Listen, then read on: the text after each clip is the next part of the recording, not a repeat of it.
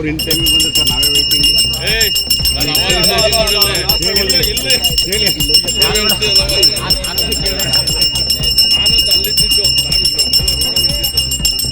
ಯಾರು ಹೇಳ್ಬಿಡ್ಲಿ, ಯಾರು ಬಂದ್ರೆ ಹೇಳ್ತಾರೆ.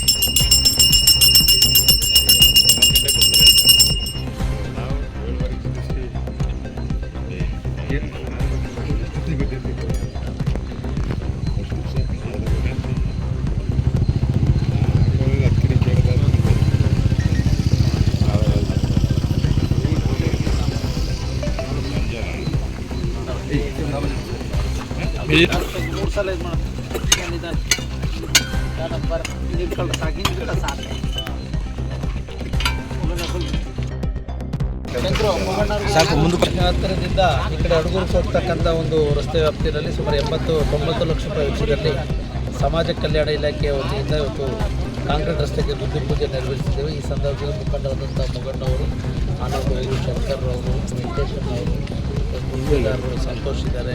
ಸ್ಥಳೀಯವಾಗಿ ನಮ್ಮ ಗ್ರಾಮದ ಡಿ ಕಾಳಹಳ್ಳಿ ಗ್ರಾಮದ ಎಲ್ಲ ಪ್ರಮುಖರು, ವಿಶೇಷವಾಗಿ ನಮ್ಮ ಯುವ ಪಡೆಯ ಮಿತ್ರರನ್ನು ಕೂಡ ಇದ್ದಾರೆ.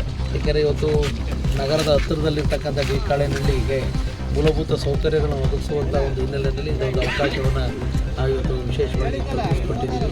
ಈ ಸಂದರ್ಭದಲ್ಲಿ ನಾನು ಡಿ ಕಾಳಹಳ್ಳಿ ಮತ್ತು ಈ ಭಾಗದ ಜನರಿಗೆ ಮನವಿ ಮಾಡೋಂಥದ್ದು ಏನಪ್ಪ ಅಂದರೆ, ನಗರದ ಹತ್ತಿರದಲ್ಲಿರುವಂಥ ಹಿನ್ನೆಲೆಯಲ್ಲಿ ರಸ್ತೆಗಳನ್ನು ಅಗಲವಾಗಿ ಇಟ್ಕೊಳ್ಳಿ.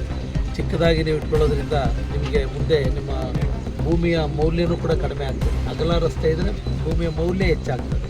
ಅದಕ್ಕೆ ಸಹಕಾರ ಮಾಡಬೇಕು. ಇನ್ನು ಹಂತವಾಗಿ, ಏಕೆಂದರೆ ಇದೊಂದು ನಮ್ಮ ಪುರಸಭೆಯ ಒಂದು UGDಯ ನೀರು ಇವತ್ತು ಹೆಚ್ಚಿನ ಪ್ರಮಾಣದಲ್ಲಿ, ಯಾಕೆಂದರೆ ನಮ್ಮ ಚನ್ನರಾಯಪಟ್ಟಣ 15 ವರ್ಷದ ಹಿಂದೆ ಇದ್ದಂಥ ವಸತಿ ಪ್ರದೇಶನ ಬೇರೆ ದಿನೇ ದಿನೇ ದೊಡ್ಡ ಒಂದು ವಿಸ್ತಾರವಾಗಿ ಬೆಳೀತಿರುವಂಥ ಹಿನ್ನೆಲೆಯಲ್ಲಿ ಇವತ್ತು ಚನ್ನರಾಯಪಟ್ಟಣ ನಗರಕ್ಕೆ 140 ಕೋಟಿ ರೂಪಾಯಿ ಒಂದು UGD ಸೌಲಭ್ಯವನ್ನು ಉತ್ತರ, ದಕ್ಷಿಣ, ಪಶ್ಚಿಮ, ಪೂರ್ವದ 4 ಭಾಗಗಳಲ್ಲಿ ವಿಂಗಡಿಸಿ ಹೈಟೆಕ್ ಒಂದು ಮಾಡೋ ಒಂದು ದೃಷ್ಟಿನಲ್ಲಿ ಒಂದು ನೀಲಿ ನಕ್ಷೆಯನ್ನು ಮಾಡಲಿಕ್ಕೆ ಮಾಡಿ ಸರ್ಕಾರಕ್ಕೆ ಪ್ರಸ್ತಾವನೆಯನ್ನು ಕೂಡ ಕಳಿಸ್ಕೊಟ್ಟಿದ್ದೀವಿ.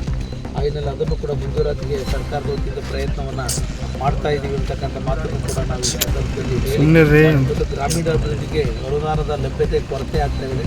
ಸರ್ಕಾರಕ್ಕೂ ಕೂಡ ಒತ್ತಾಯ ಮಾಡ್ತಾ ಇದ್ದೀವಿ. ಗ್ರಾಮೀಣ ರಸ್ತೆಗಳಲ್ಲಿ ಚಿಕ್ಕ ಚಿಕ್ಕ ರಸ್ತೆಗಳನ್ನು ಮಾಡುವಂಥದ್ದು ಕಷ್ಟ ಇದೆ.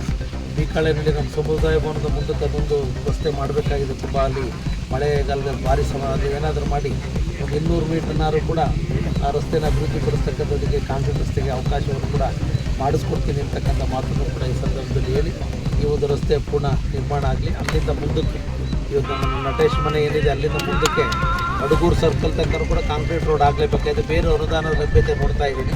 ಅದು ಡಾಂಬರ್ ರೋಡ್ ಆದರೆ ಉಳಿಯಲ್ಲ, ಎಲ್ಲ ಡ್ರೈನೇಜ್ ಎಲ್ಲನೂ ಮುಚ್ಕೋತಾರೆ. ಅದರಿಂದ ಕಾಂಕ್ರೀಟ್ ರಸ್ತೆನೇ ಅದನ್ನು ಅದು ಸುಮಾರು 1.5 ಕಿಲೋಮೀಟರ್ ಬೇಕಾಗ್ತದೆ. 1.5 ಕೋಟಿ ಹಣ ಬೇಕಾಗ್ತದೆ ಹೆಚ್ಚುವರೆಗೆ. ಅದಕ್ಕೆ ಮುಂದಿನ ದಿನಗಳಲ್ಲಿ ಅದಕ್ಕೆ ಹೆಚ್ಚಿನ ರೀತಿ ಗಮನವನ್ನು ಹರಿಸ್ತೀವಿ ಅಂತಕ್ಕಂಥ ಮಾತನ್ನು ಕೂಡ ನಾನು ಈ ಸಂದರ್ಭದಲ್ಲಿ ವಿಶೇಷವಾಗಿ ಹೇಳಿ, ಈ ಒಂದು ಬುದ್ಧಿ ಪೂಜೆ ಸಂದರ್ಭದಲ್ಲಿ ಎಲ್ಲ ಗ್ರಾಮಸ್ಥರು ಕೂಡ ಸೇರಿ ಎಲ್ಲರೂ ಕೂಡ ಬಾಬು ಎಲ್ಲ ಸಹಕಾರವನ್ನು ನೀಡಿದ್ದಾರೆ. ಅವರೆಲ್ಲರಿಗೂ ಧನ್ಯವಾದಗಳನ್ನು ತಿಳಿಸಿ ಕಾಮಗಾರಿ ಬೇಗ ಪೂರ್ಣಗೊಳ್ಳಿ ಅಂತ ಪ್ರಾರ್ಥನೆ ಮಾಡಿ ಶುಭ ಹಾರೈಸ್ತೇನೆ. ನಮಸ್ಕಾರ.